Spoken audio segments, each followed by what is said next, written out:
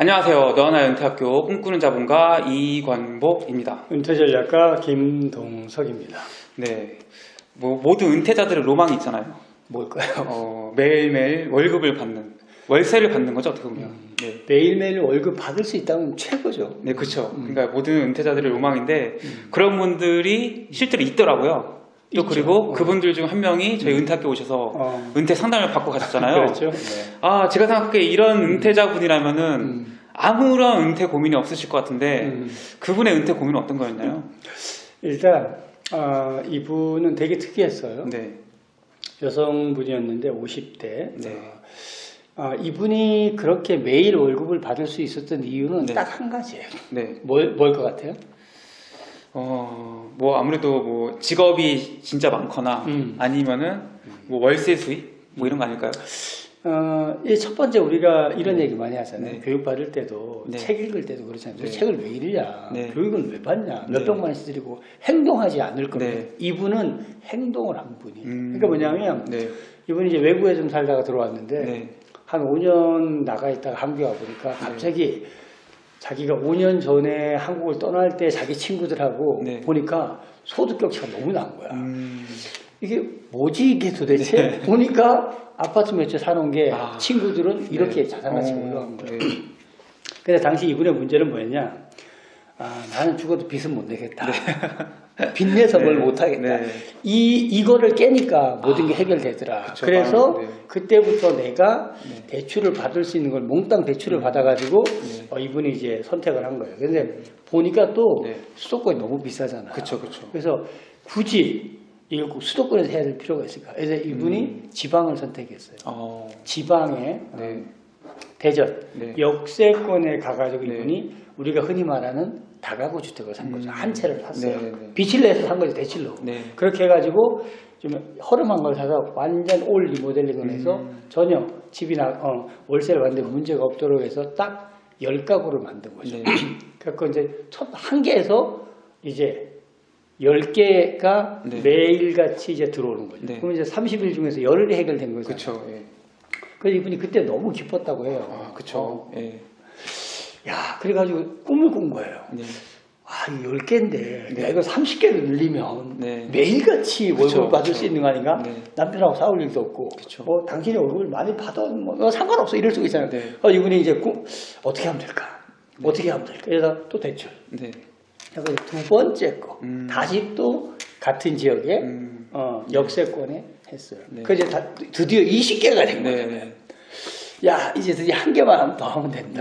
이렇게 해서 이분이 그 대전의 역세권에 다가구 주택 3채 하나당 10가구씩 이렇게 해서 지금 30가구가 된 거잖아요. 그래서 제가 물어봤어요.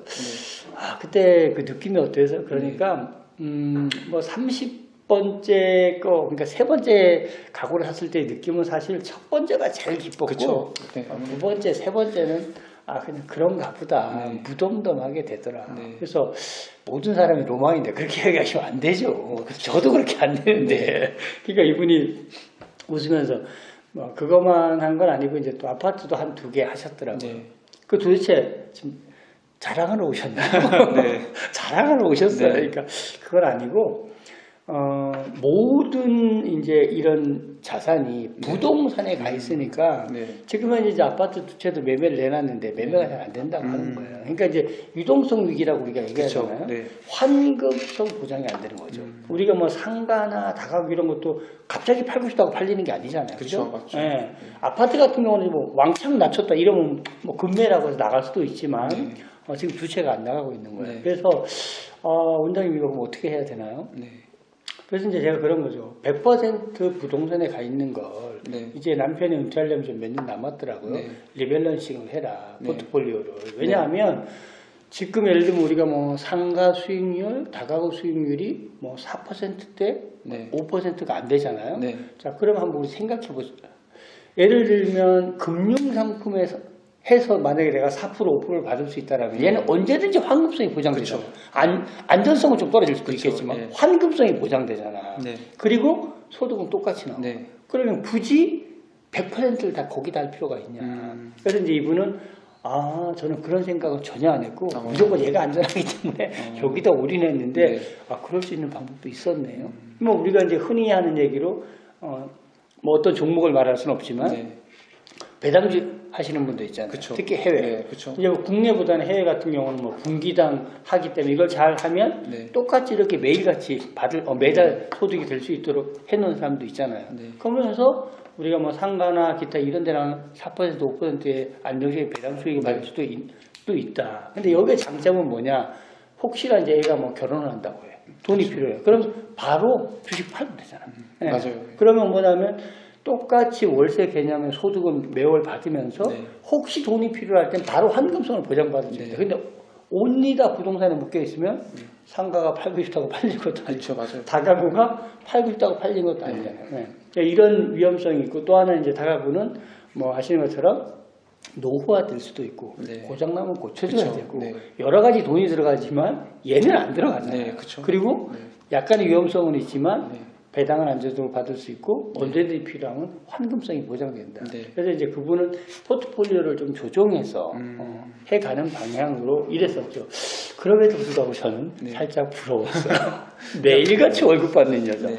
제가 만나봤는데 너무너무 매력적이었어요. 네, 실제로 우리나라 많은 은퇴자 분들이 이제 자산의 비중이 부동산 쪽에 많이 쏠려 있잖아요. 사실 근데 이게 부동산 쪽으로 쏠려 있는 게 굉장히 안전하고 또 이제 수익성이 좀 그래도 맞아요. 나오니까 하는데 네. 이런 그 자산의 대부분을 부동산 혹은 이제 아파트 한 채로 갖고 가신 분들께 뭐 해주고 싶은 말씀이 있으신가요? 네. 그래서 이제 우리가 많은 은퇴자들의 가장 이제 이 두 가지로 봐야 돼요. 네. 이제 우리가 은퇴라는 걸 준비하는 과정이 두 가지가 있는데 네.